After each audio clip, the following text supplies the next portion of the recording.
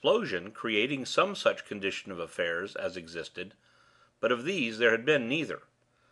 Then, I stood up quickly, remembering that crash, and the cloud of dust that had followed directly, rushing high into the air. But I shook my head, unbelieving. No! It must have been the noise of the falling rocks and earth I had heard. Of course the dust would fly, naturally.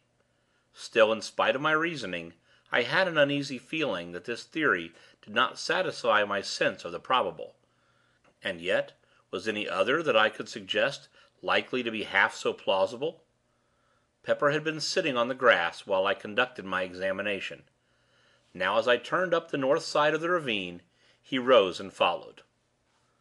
Slowly, and keeping a careful watch in all directions, I made the circuit of the pit, but found little else that I had not already seen. From the west end I could see the 4 waterfalls uninterruptedly. They were some considerable distance up from the surface of the lake, about 50 feet, I calculated. For a little while longer I loitered about, keeping my eyes and ears open, but still without seeing or hearing anything suspicious. The whole place was wonderfully quiet. Indeed, save for the continuous murmur of the water at the top end, no sound of any description broke the silence.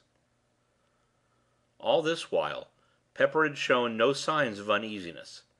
This seemed to me to indicate that, for the time being at least, there was none of the swine creatures in the vicinity.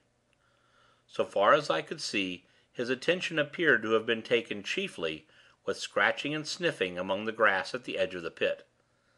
At times he would leave the edge and run along toward the house, as though following invisible tracks, but in all cases returning after a few minutes. I had little doubt but that he was really tracing out the footsteps of the swine things, and the very fact that each one seemed to lead him back to the pit appeared to me a proof that the brutes had all returned whence they came. At noon I went home for dinner. During the afternoon I made a partial search of the gardens, accompanied by Pepper, but without coming upon anything to indicate the presence of the creatures. Once, as we made our way through the shrubberies, Pepper rushed in among some bushes with a fierce yelp.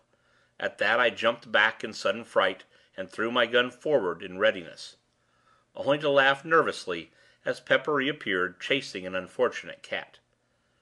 Toward evening I gave up the search and returned to the house. All at once, as we were passing a great clump of bushes on our right, Pepper disappeared, and I could hear him sniffing and growling among them in a suspicious manner. With my gun barrel I parted the intervening shrubbery and looked inside.